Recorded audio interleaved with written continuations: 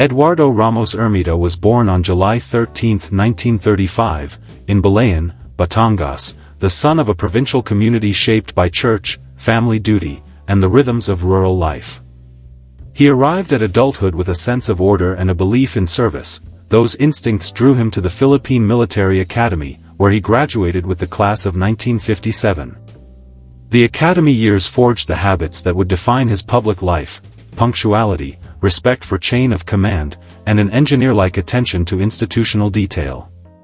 His formation continued through a string of specialized courses abroad and at home: airborne and ranger training at Fort Benning in the United States, counterintelligence and special forces training in the Philippines, a command and general staff course at Fort Bonifacio, and a defense resource management course at the Naval Postgraduate School in Monterey, California, each program adding technique to character and widening the sphere of his professional competence.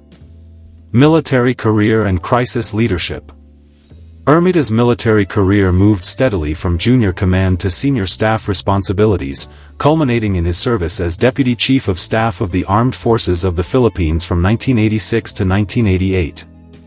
Those years were not routine. The armed forces were an active political actor and the nation experienced multiple coup attempts and intense institutional strain.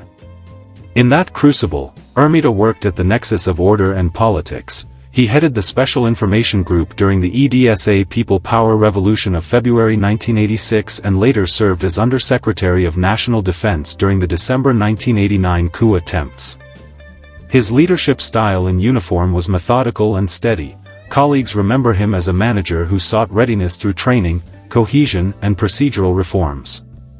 He also carried the respect of classmates and peers, becoming president of the Philippine Military Academy Alumni Association from 1986 to 1988, a role that reinforced his standing as a senior voice among the officer corps. From barracks to ballot box. When Ermita left active uniformed service, he turned to electoral politics, translating institutional credibility into constituent work. In 1992 he ran for and won the congressional seat for Batangas's 1st District, defeating entrenched local interests and serving 3 consecutive terms until 2001. In the House of Representatives he applied the same administrative temperament that marked his military career: careful attention to procedure, an emphasis on implementable legislation, and coalition building across technical committees.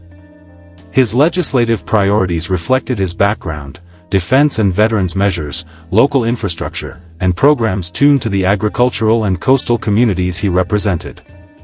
His stewardship in Congress deepened his experience in public budgeting, interagency negotiation, and grassroots service, preparing him for a return to executive responsibility in later years. Cabinet service and the palace years. Ermita's reputation for order and administrative competence led to senior executive appointments under President Gloria Macapagal Arroyo. He served briefly as acting Secretary of National Defense in the turbulent aftermath of the Second EDSA Revolution in January to March 2001, and was later appointed full-time Secretary of National Defense on October 3, 2003. His most visible role came as Executive Secretary from 2004 until 2010, a period in which the palace required a steady hand to coordinate government flows, manage interagency disputes, and keep the machinery of state functioning under intense political pressure. Known in some quarters as the Little President for the gatekeeping and coordinating functions his office performed, he oversaw documentation, implementation channels, and crisis management routines, insisting on routine reporting, clear chains of command, and procedural correctness to move presidential intent into agency action. He also acted as a senior political operator in the region, serving as provincial chairman for Lakas, CMD in Batangas and as regional chairman of Lakas in Calabarzon. Family life and personal side. Behind the official roles was a family life grounded in long relationships and steady commitments. Ermita was married to Elvira Ramos of Dipolog, and together they raised 4 children. One of their children, Eileen Ermita Buhain, followed her father into public service and succeeded him as representative of Batangas's 1st District, extending the family's involvement in local politics. Colleagues and friends described Ermita as private but devoted, a man who valued family ties and the rituals of home, who brought the same managerial care to domestic life that he applied to public institutions. In the public record he was also known as a presidential spokesperson and advisor on peace processes, roles that required both discretion and the capacity to translate complex policy into understandable public communication. Lifestyle. Eduardo R. Ermita's lifestyle reflected decades of disciplined public service and a preference for stability over ostentation. His primary residence in Batangas served as a family anchor and a discreet venue for constituency work, while a modest Manila dwelling provided proximity to government offices during his executive years. Property choices emphasized security, low-maintenance landscaping and practical layouts that accommodated both family life and small formal gatherings. For mobility he relied on reliable executive sedans or mid-size SUVs maintained for official travel, constituency rounds and family needs, often using drivers and security protocols during prominent duties. Financially, Ermita's wealth was typical of a long-serving public official, predominantly tied to real estate holdings, accumulated government pensions and conservative savings or low-risk investments. His net worth grew steadily through public salaries, pension entitlements and prudent asset management rather than speculative ventures. Overall, his material life embodied a risk-averse, family-centered approach that prioritized institutional dignity, intergenerational stability and the practical needs of a public servant's career. Final years, passing and legacy. After decades that linked military command, elected representation and palace administration, Eduardo Ramos Ermita retired to private life but remained engaged with veteran groups and advisory circles.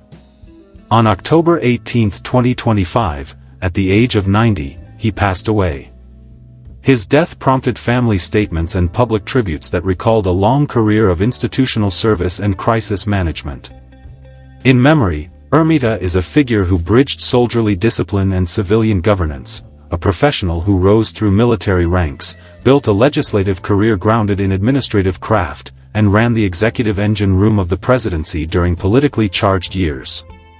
His legacy is most visible in the institutions he stewarded, the AFP alumni community, the Batangas Congressional Office, and the administrative routines of the executive branch, and in the example he leaves to public servants who must balance duty, discipline and the quiet, often difficult work of keeping government functioning. Eduardo R. Ermita's life traced a path from disciplined military service to steady legislative work and central executive management. His career shows how institutional rigor, crisis leadership, and administrative craft can shape public life, and his legacy endures in the institutions and public servants he influenced.